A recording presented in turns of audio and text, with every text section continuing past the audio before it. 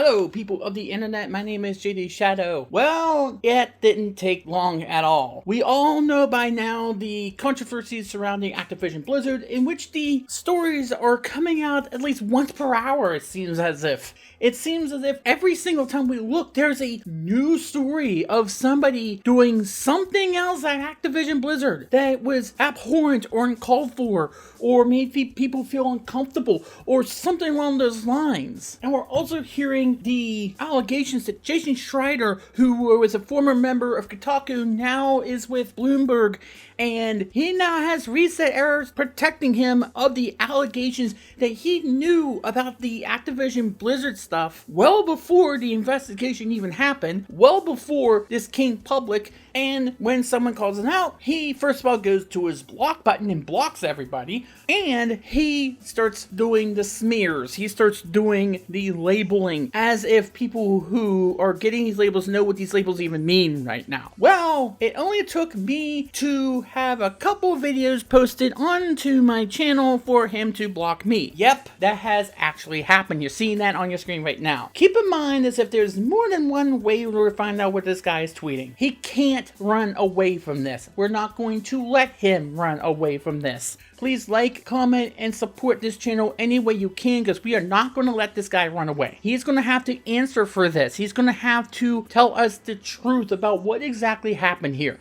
About what he knows, what he knew while he knew it, where he knew it, when he knew it. Because this is distasteful and disgusting to know that not only is he cozying up to his spot within the hierarchy of who Activision Blizzard trusts to report this kind of information, but then he had his hands all up in this whole story when his claim that he has to be careful with the information does not hold any water, given what he has done with stories about Chris Avalon or Tyler Malka or any other places where he cherry-picked what he wanted to report and how he wanted to report it. Where is the accountability here? Reset error should not be given him any kind of recluse to run away from these allegations. And he's continuing to protect Activision Blizzard. I assure you, the real reason he was sitting on this, and yes, he was sitting on it, was because he knew what this meant for some of his friends. He wasn't careful. Why are we falling for that? We should be smarter than this. We should be better than that. But yet, one of the quote-unquote most credible people all of a sudden has decided he's going to pick and choose what he wants to report and when he wants to report it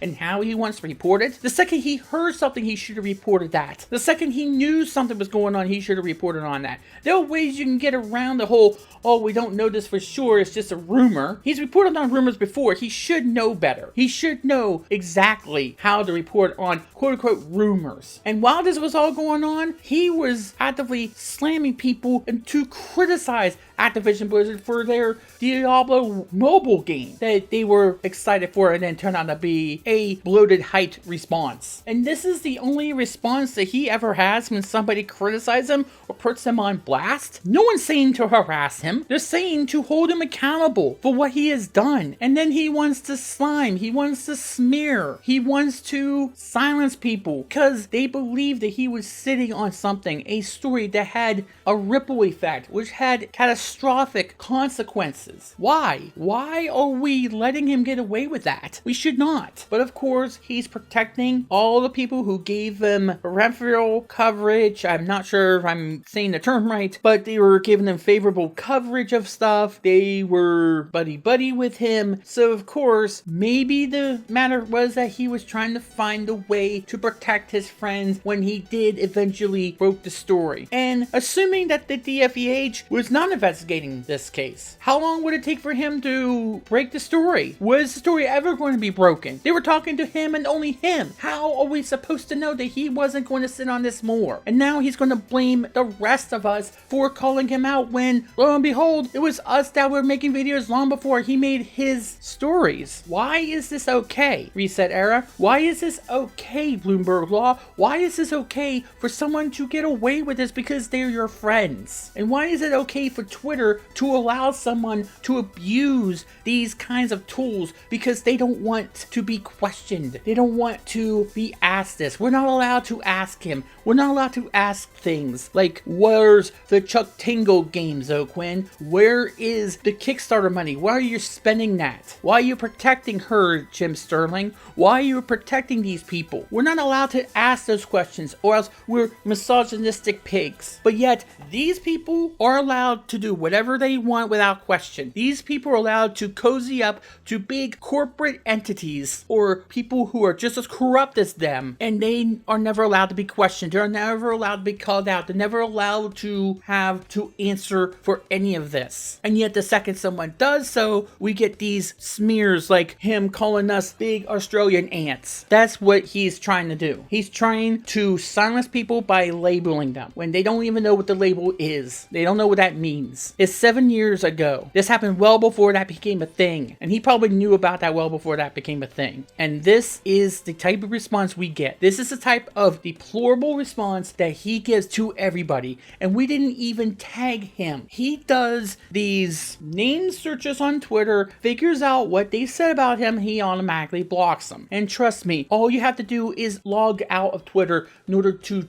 see what it is you're saying. And trust me, we're not going to stop with the heat on this. Jason Schreier is a spineless, gutless coward right now. He is spineless. He's cowardly. He does not want to answer these questions. He wants to run away from them. He wants to call us huge Australian ants. That's what he wants to call us. And he wants to say that questioning any sort of quote-unquote journalistic integrity, which he has none, by the way, is akin to a homophobic, racist, misogynistic smear, when all anyone has ever done is to call him out and ask for a receipt for the Emperor's new clothes. That's the response. When he could have done this, he could have broke this well before a person took her own life because someone was trading nudes of her when these cube crawls were happening. He could have done something to maybe, just maybe, blow the lid off of something and say, wait a minute, something might be going on. They are being investigated for this.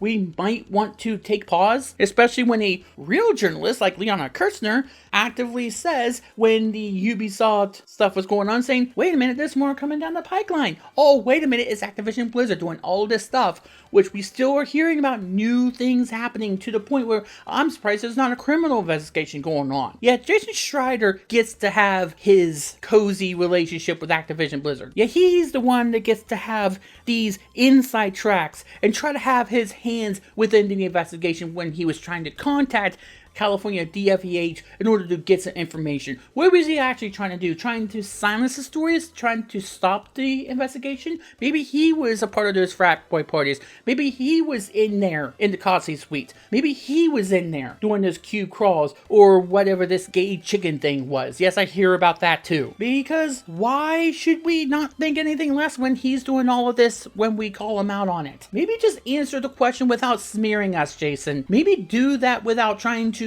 have your hand on that block button ready to go at a moment's notice. Maybe actually be a journalist. Maybe actually do your job. Maybe actually have Bloomberg see that you've earned that paycheck. Maybe instead of blocking people, maybe instead of trying to report people on Twitter or to hide their replies to you, maybe do your damn job. Is that too much to ask? Is that too much to ask of you? That you do your damn job when someone asks you to do it? Especially when it might be your reporting that gets something going on a DFEH? Instead of trying to contact Activision, trying to contact the FEH, figuring out where is this so I can bury it, maybe talk to us so no one gets harassed anymore. And yes, I hear that you're somehow big on these unionizations, and yes, I'm that way too. I think we should unionize, but don't actually want that, do you? Because you know the second that happens, the second that they actually do unionize, you know what's going to happen? They're going to come after you as well. They're going to come after you. They're going to come after those people who did these abhorrent acts. They're going to say enough's enough. We're not going to be crunched anymore.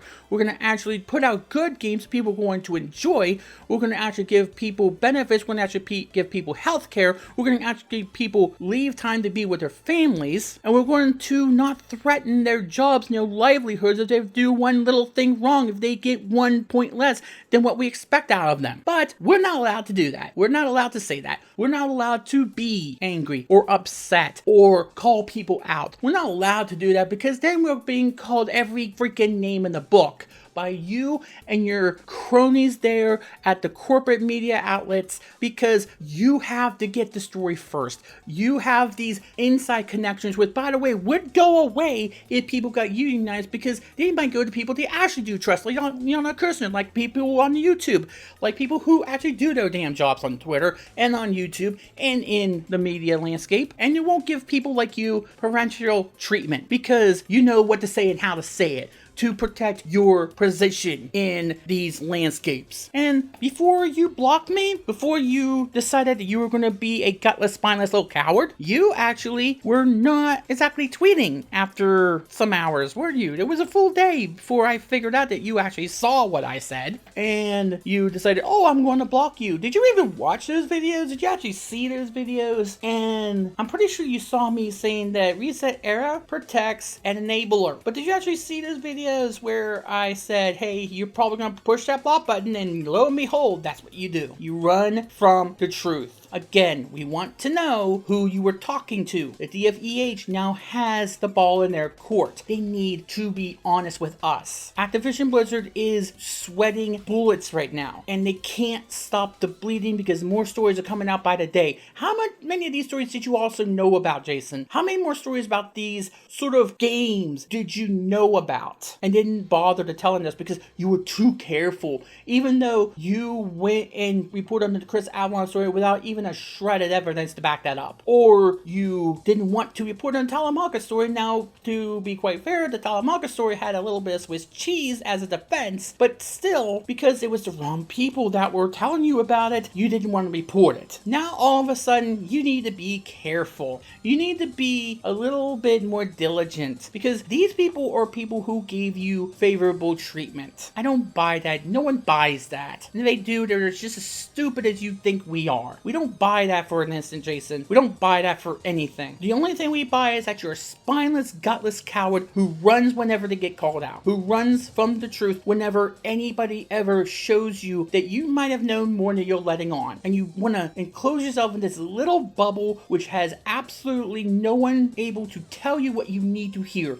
Sort of like what Reset Era is doing. Sort of like what they're doing to protect you, because they're just as corrupt as you are. Oh, he's a member of our site. Oh, we can't do anything about that. We can't anger him. We can't take a risk. We can't just have something called our balls and actually have the guts to do what we need to do and to follow up on this possibility that perhaps a reporter was sitting on a story that was going on well before the DFEH got started with their investigation, and which now you have to be careful. No, you're not just being careful, you're protecting people. Who else are you protecting? Were you in on these things? Were you the one who got the news from the person who took her own life? We don't know, because you sat on this story. See how easy it is to make accusations and suspicions? These are not conspiracy theories, these are suspicions that we have. And maybe some of them might be a little bit outlandish, but because the only recourse you have toward any of these allegations is to block people on Twitter whenever the heat gets too hot for you, what are we supposed to believe, dude? What are we supposed to believe? Quit being a spineless, gutless coward. Quit being somebody who runs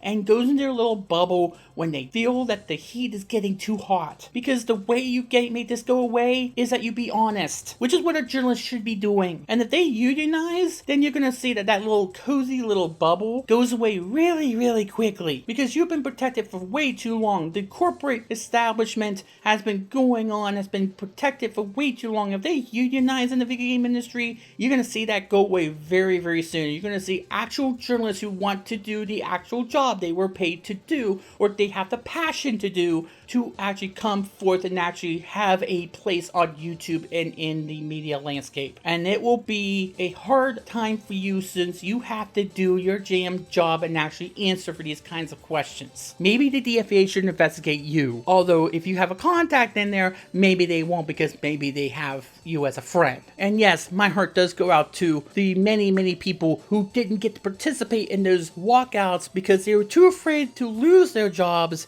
that you didn't want to protect, Jason. To them, to the 900 people who got laid off, because not only did they have to worry about Activision Activision Blizzard taking away their dream job and their livelihoods, but they had to put up with a spineless, gutless, cowardly little prick like you that didn't raise a finger, didn't bat an eye to actually do their damn job. Yes, let's apologize to them because of Activision Blizzard and for you for not doing what you were supposed to do to begin with. No wonder you're so worried about us YouTubers, because we're doing the stuff you can't do anymore. My name's Jason Schreier, that just happened.